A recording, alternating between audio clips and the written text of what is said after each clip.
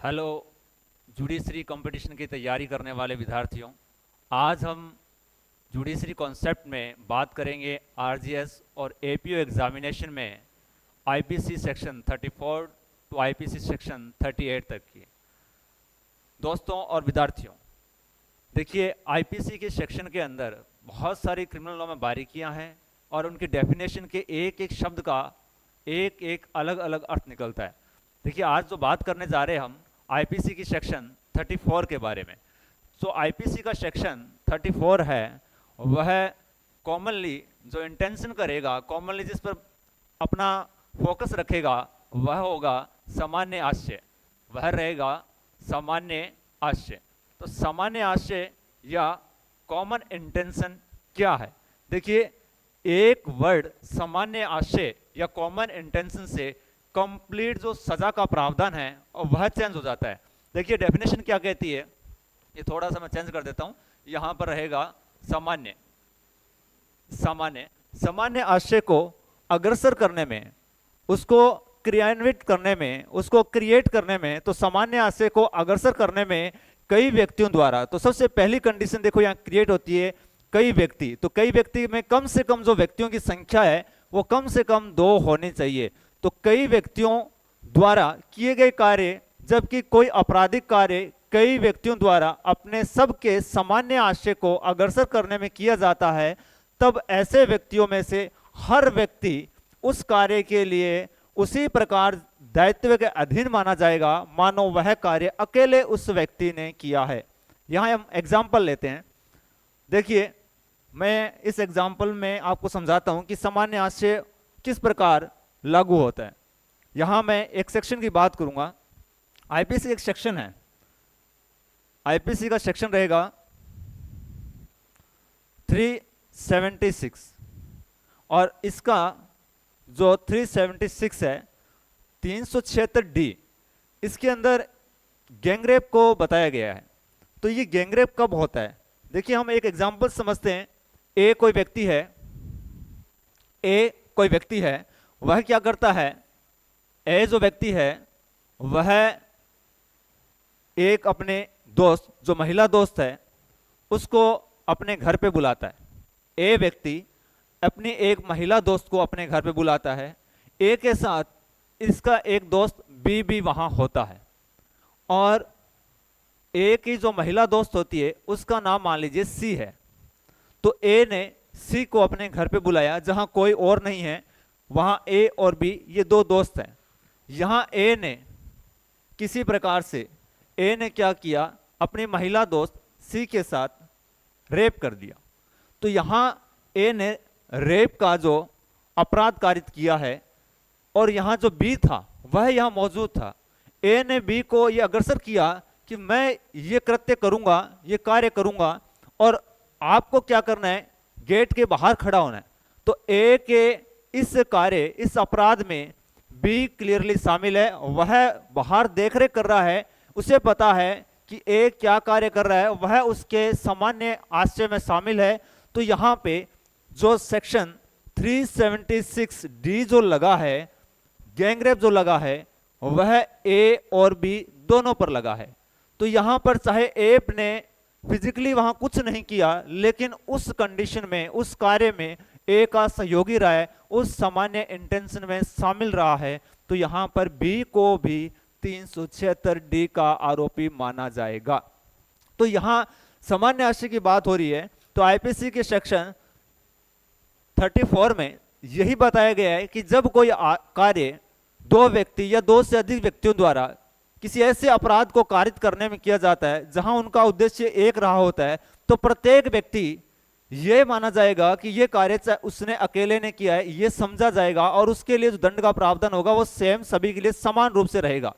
तो यह definition IPC का सेक्शन 34 देता है। नेक्स्ट देखते हैं, यहां कुछ इंपॉर्टेंट फैक्ट्स निकलते हैं। यहां कुछ इंपॉर्टेंट फैक्ट्स है और ये इंपॉर्टेंट फैक्ट्स देखेंगे हम। देखिए नंबर 1, सामान्य आशय के लिए मैंने बात की कि मुख्य रूप से 2 बातें आवश्यक है। नंबर 1, 2 व्यक्तियों के बीच किसी कार्य को करने की पूर्व नियोजित योजना होनी चाहिए। तो कम से कम दो व्यक्ति होने चाहिए और दोनों व्यक्तियों को यह पता होना चाहिए कि वह क्या कार्य कर रहे हैं। जैसे मैंने अभी यहां बताया कि बी को पता है कि ए क्या कार्य कर रहा है और बी चाहे उसकी रखवाली कर रहा है, उसकी बाहर से पहरेदारी कर रहा है, लेकिन बी को भी पता है कि ए क्या कार्य कर रहा है, वह इसमें शामिल है। तो कम से कम दो व्यक्तियों के बीच कार्य को करने की पूर्व नियोजित योजना होना, पहली कंडीशन इसमें यह रहेगी। सेकंड देखें, उनका ऐसे कार्य को करने से भागीदार होना, यानी दोनों के बीच सहभागिता है उस कार्य को करने में। और ये एक जो निर्णय आया था पी राजा मणि कायलाराव बनाम state of Andhra Pradesh AIR 2004 में, सुप्रीम कोर्ट 132। अपराध की रीति देखिए, हम कैसे पता लगा सकते हैं कि ये सामान्य आशय से किया गया कार्य है। तो कई बार क्या करता है कोर्ट, जुडिशरी क्या करता है, या फिर पुलिस सिस्टम इसको किस प्रकार प्रमाणित करता है।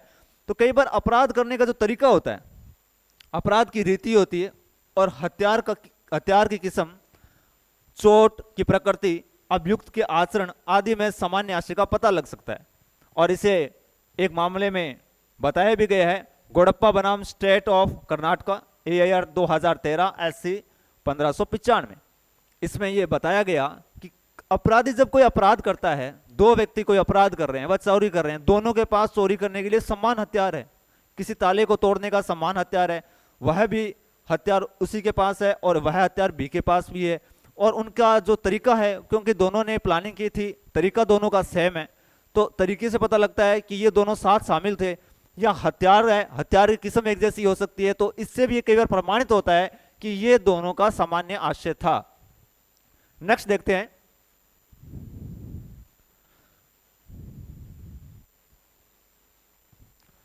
आईपीसी का सेक्शन 35।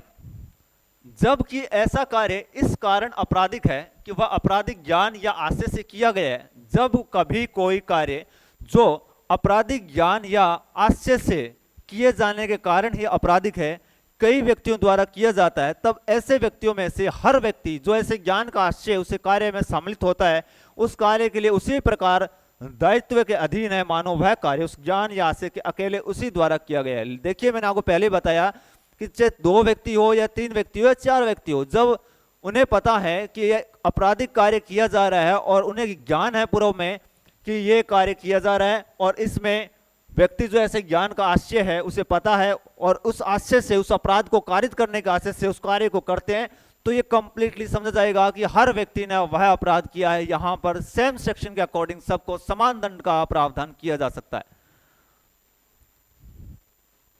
आईपीसी का सेक्शन 36 अंशतः कार्य द्वारा और अंशतः लोप द्वारा कारित परिणाम, जहां कोई किसी कार्य द्वारा या किसी लोप द्वारा किसी परिणाम का कारित किया जाना, उस परिणाम को कारित करने का प्रयत्न करना अपराध है। वहां यह समझा जाना कि उस परिणाम का अंशतः कार्य द्वारा और अंशतः लोप द्वारा कारित किया जाना वही अपराध है। देखिए, यहां इसे हम समझते हैं कि कोई हमने कोई कार्य किया, कुछ खाने के माध्यम से, कुछ चोट के माध्यम से, कुछ अन्य रीति से, दो रीतियों के माध्यम से एक प्रकार के अपराध को कारित किया गया, यानी मृत्यु को अंजाम दिया गया, तो वहां भी वही अपराध समझा जाएगा। देखिए, एग्जाम्पल देखते हैं। क्या ये को भोजन देने का अवैध रूप से लोप करता है, ये को भोजन देने का इनलीगली वर्क करता है, और अंशतः ये को उसने क्या किया, ये को भोजन देने का अवैधानिक तरीका कोई अपनाया। ये मान लीजिए उसने क्या किया, किसी को कोई जहर दे दिया और उसके बाद भी वो उसकी श्वास चल रही है, और उसने फिर क्या किया, ये को फिर पीट कर से आशय से उसकी मृत्यु कर दी और उसकी मृत्यु कारित हो जाती है। तो कै ने यहां पर क्लियरली हत्या की है। तो चाहे अपराध में जो इंटेंशन था वो हत्या करना था, और उसके लिए दो प्रकार की रीति को अपनाया गया, अंशतः किसी एक अन्य प्रकार की रीति और कुछ अन्य प्रकार रीति, कोई कोमा में चला गया, फिर उस कोमे से उस व्यक्ति को मृत्यु तक पहुंचाने के लिए उसे पीटा गया, या उसका कोई मेडिकल उपकरण उससे के मुंह पर सांस लेने की या ऑक्सीजन कोई लगा हुआ था वो निकाल दिया गया, तो यहां पर वह मर्डर का दोषी माना जाएगा। यह आईपीसी का सेक्शन 36 कहता है। आईपीसी का सेक्शन 37 किसी अपराध को गठित करने वाले कई कार्यों में से किसी एक को करके सहयोग करना। जबकि कोई अपराध कई कार्यों द्वारा किया जाता है, तब जो कोई या तो अकेले या किसी अन्य व्यक्तियों के साथ शामिल होकर उस कार्य में से कोई एक कार्य भी करता है, उस अपराध के लिए से सहयोग करता है, वह उस अपराध को करता है, तो वह भी उसमें पूर्ण रूप से अपराधी माना जाएगा। देखिए कैसे, एक कोई कार्य है, उसको विभिन्न प्रकार से अंजाम दी जा रही है। किसी व्यक्ति की मृत्यु को कारित करने के लिए 3 से 5 चरण अपनाए जा रहे हैं और 3 से 5 चरण की रीतियां प्रयोग में लाई जा रही है। ये उसमें एक छोटी सी रीति का सहयोग करता है, बाकी मेजर रीति का सहयोग अन्य व्यक्ति करते हैं। तो यहां पर उसी के बारे में बात हो रही है। इसको एग्जाम्पल समझते हैं। क और ख अलग अलग रूप से और विभिन्न समयों पर ये को विष की छोटी छोटी मात्रा देकर उसकी हत्या करने पर सहमत होते हैं। यहां देखें, क और कौन, ख, ये दो दोस्त हैं और इन दोनों की दुश्मनी ये से है, तो ये इनके लिए डेंजर है, तो इनकी दुश्मनी ये से।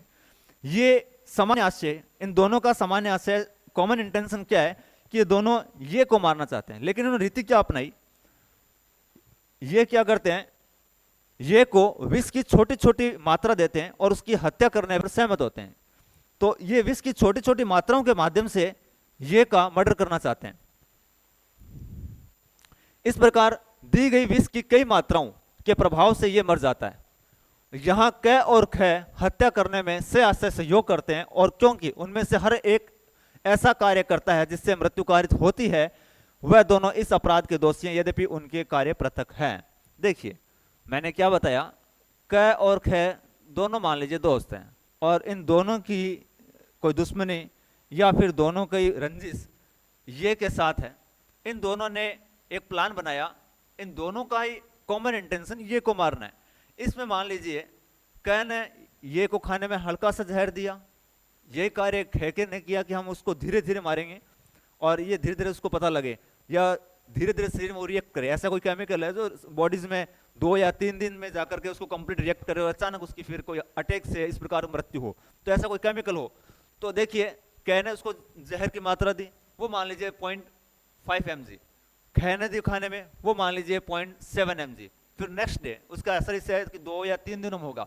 तो फिर एक एग्जांपल लेते हैं, नेक्स्ट डे इसने 0.8 mg दे दी, इसके पास वो खाने में जाता है और ये इनके विश्वास में है, और इसने 0.4 mg दी, और इस दूसरे दिन मान लीजिए ये की क्या हो जाती है, मृत्यु हो जाती है।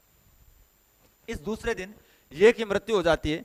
तो यहां पर ये नहीं कहा जा सकता के द्वारा बचाव में कि जी मैंने तो यहां पर कम दी थी, और ये यहां ये नहीं कह सकता कि ये के द्वारा क्या खे, यहां बिल्कुल नहीं कह सकता कि यहां पर इस दिन क्या है कि कै ने ज्यादा मात्रा जहर की दी थी तो इस अपराध के लिए दायित्व ज्यादा कै का रहेगा और खे बचाव का किसी साइड लेना जाए कि मेरे द्वारा बहुत कम दी गई थी। या यूं समझ लीजिए कि इस दिन खे ने दी ही नहीं थी, इस दिन खे ने दी ही नहीं थी। फर्स्ट डे खे ने दी थी, सेकंड डे के ने दी थी, और यहां पर अब इस ये की मृत्यु हो जाती है। तो यहां पर खे अपने इस अपराध के दायित्व से नहीं बच सकता, क्योंकि जहर देने का कार्य और ये को मारने का कॉमन इंटेंशन दोनों का था, तो दोनों मृत्यु के इस अपराध के लिए जिम्मेदार माने जाएंगे, हत्या के दोषी दोनों कहलाएंगे। तो यहां कोई भी डिफरेंस नहीं किया जाएगा। तो इस एग्जांपल से ये क्लियर होता है। नेक्स्ट देखें, कै और खे संयुक्त जेलर हैं और अपने उस हैसियत में वे एक कैदी या कैदी ये है का बारी बारी से एक समय में 6 घंटे के लिए संरक्षण भार रखते हैं। तो यहां पर 2 जेलर हैं, कै और ख, कै और ख 2 जेलर हैं। तो ये क्या है, ये क्या करते हैं, इनके अंडर में एक कैदी है जिसका नाम मैंने यहां पर ये बताया है, जो कि कहां है, जेल के अंदर है। तो इनके अंडर में एक कैदी है जिसका संरक्षण भार दोनों के पास है, और 6 आवर्स ड्यूटी क्या की रहती है जेलर साहब की, और 6 आवर ड्यूटी खे जेलर की रहती है। तो दोनों क्या है, दोनों ही जेलर हैं और दोनों के पास 6-6 घंटे की ड्यूटी है। ये को दिए जाने के प्रयोजन से जो भोजन कै और ख को दिया जाता है, वह भोजन इस आशय से कि ये की मृत्यु कारित कर दी जाए, हर एक अपने हाजिरी के काल में ये को देने का लोभ करके वह परिणाम अवैध रूप से कारित करने में जानते हुए सहयोग करते हैं, और ये को भूख से मर जाता है। कै और ख दोनों ये की हत्या के दोषी है। यहां पर जो भोजन दिया जाना था वह उनको कॉमनली रोका गया इन दोनों के द्वारा उसको मारने के लिए। तो यहां पर दोनों ने कॉमन इंटेंशन था, ये को डेथ तक पहुंचाने का, और यहां पर जो दोनों ही हैं वह हत्या के दोषी कहलाएंगे। देखिए हम एक एग्जांपल और देखते हैं। आईपीसी का सेक्शन 38, इसमें हम थोड़ा सा अलग समझेंगे। आपराधिक कार्य में संपृक्त व्यक्ति विभिन्न अपराधों के दोषी हो सकते हैं, जहां की कई व्यक्ति किसी आपराधिक कार्य को करने में लगे हुए हैं या संपृक्त है, वहां वह उस कार्य के आधार पर विभिन्न अपराधों के दोषी हो सकते हैं। अपराध एक है और उसमें रीतियां अलग अलग हुई तो हो सकता है सेक्शन भी बहुत सारे जुड़ जाएं और वो अपराध भी बहुत अलग अलग प्रकार के बन जाएं। देखते हैं कैसे। कई गंभीर प्रकोपन की ऐसी परिस्थितियों के अधीन ये पर आक्रमण करता है। देखिए मैं इसको आपको एक लोकल एग्जांपल समझाता हूं। ये केस छोड़ें आप, इसमें हम क्लियरली एग्जांपल समझते हैं। रमेश एक व्यक्ति है, रमेश एक व्यक्ति है, तो रमेश गंभीर प्रकोपन ऐसी परिस्थितियों के अधीन है। यानी कि रमेश को अचानक गुस्सा आता है। प्रकोपन मतलब या यूं समझ लीजिए इसे आप, कोई अचानक किसी आवेश में आ जाता है, गुस्से में आ जाता है, ठीक है। तो प्रकोपन की ऐसी परिस्थितियों के अधीन ये पर आक्रमण करता है। तो रमेश ने आक्रमण कर दिया मान लीजिए प्रवीण पर। तो रमेश ने अटैक किया किस पर? प्रवीण पर। यह कि ये को उसके द्वारा वध किया जाना केवल ऐसा आपराधिक मानव वध है। और यहां पर कि रमेश जो प्रवीण पर प्रकोपन की दशा में उस पर अटैक करता है, और ऐसी दशा में जब इसे अचानक गुस्सा आया और ऐसी दशा में अगर प्रवीण की मृत्यु हो जाती है तो रमेश ने जो अपराध किया हुआ है वह आपराधिक मानव वध कहलाएगा। वह क्या कहलाएगा? आपराधिक मानव वध कहलाएगा। आप इसके एक एग्जांपल और ले सकते हैं, इसे समझते हैं अपने।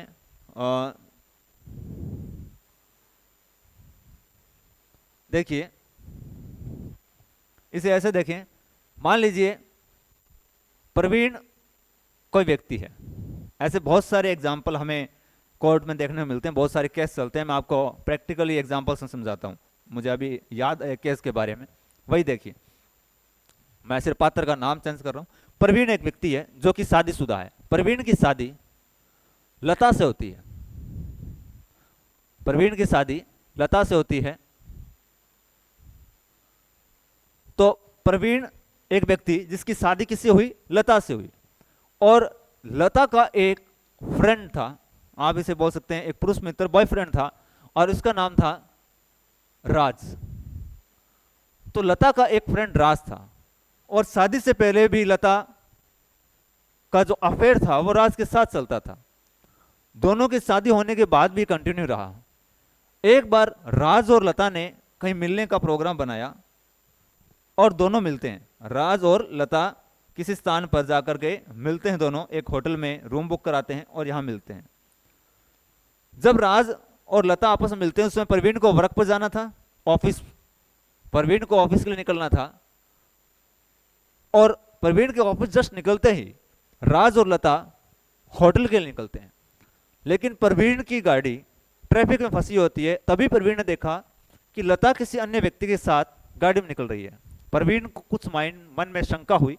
प्रवीण ने इनका पीछा किया, और यहां पीछे पीछे कौन पहुंच जाता है होटल में? प्रवीण भी पहुंच जाता है। अब प्रवीण जब उस रूम तक पहुंचता है तो दोनों को अन्य स्थितियों में देखते हुए, दोनों को अन्य कंडीशन में देखते हुए, जो एक पति कभी बर्दाश्त नहीं कर सकता था, तो यहां प्रवीण को ने जब देखा राज और लता सामान्य स्थितियों में नहीं है, ठीक है, और ये बहुत ही अलग स्थितियों में इनको दिखाई दिए, तो प्रवीण को अचानक प्रकोपन, अचानक गुस्सा आया। और वो व्यवहारिक रूप से वास्तव में एक ह्यूमन का सामान्य ब्लड ऐसा हो जाता है, एक ह्यूमन के अंदर ऐसा सामान्य प्रकोपन आ जाता है जब अपने परिवार की ऐसी कंडीशन को देखता है, जब अपने परिवार के ऐसे मेंबर को देखता है जहां उसका भरोसा अचानक टूटता है। तो ये व्यवहारिक चीज, यहां प्रवीण को अचानक गुस्सा आता है, अचानक क्रोध आता है।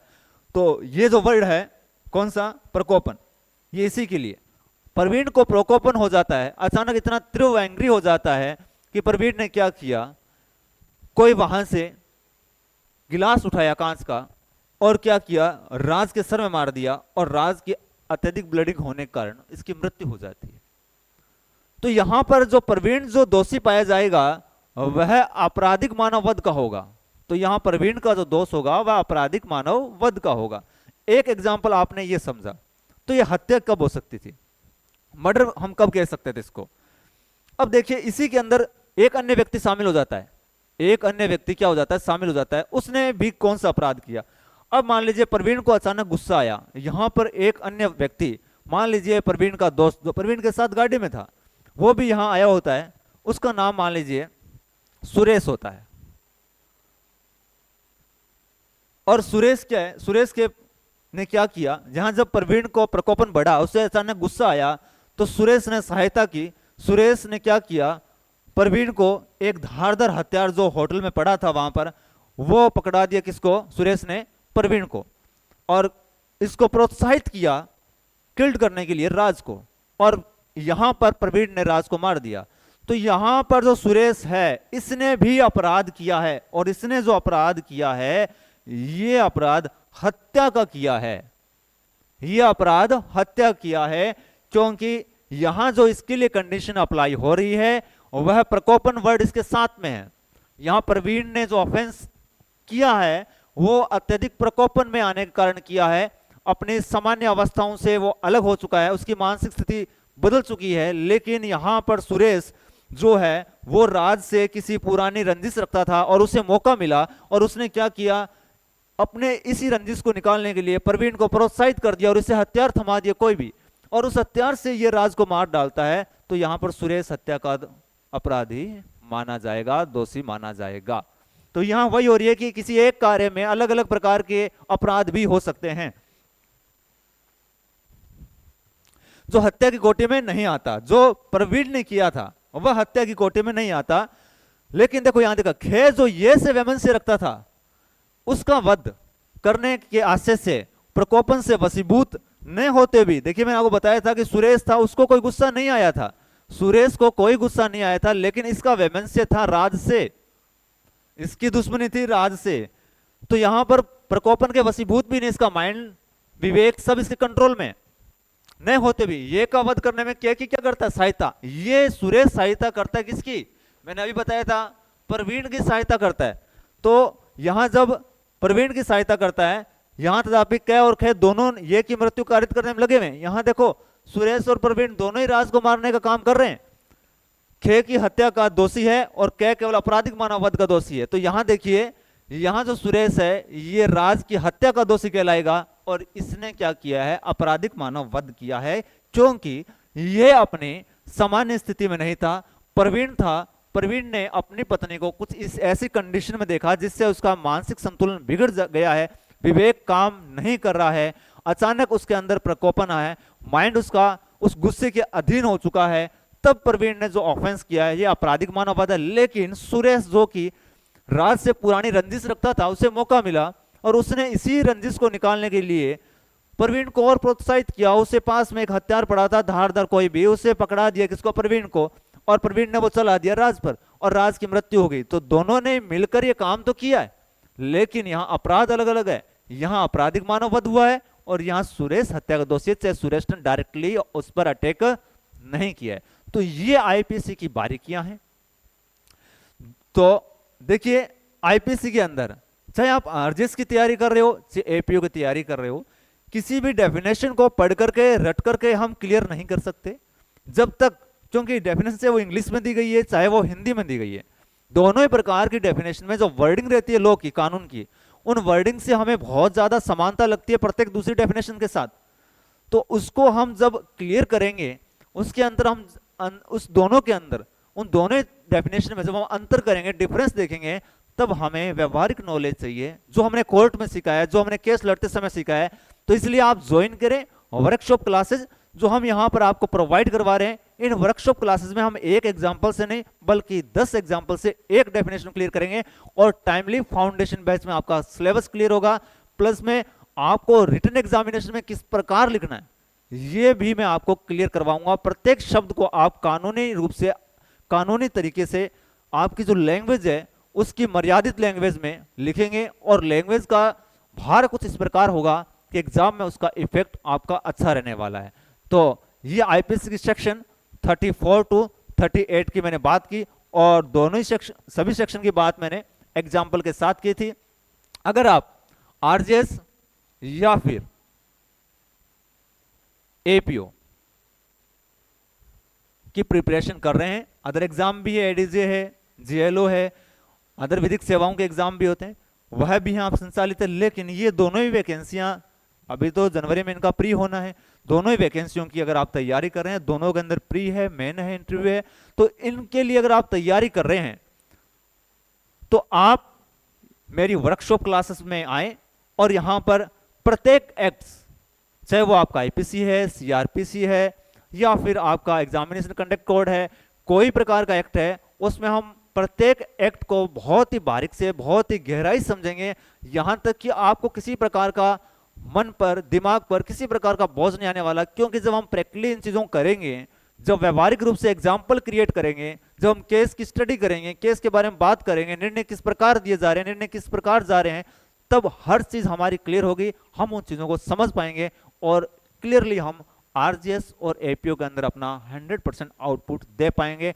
और हमारा विधिक सेवा में चयन करवाने का सपना क्लियरली 100% हमारा सत्य होगा।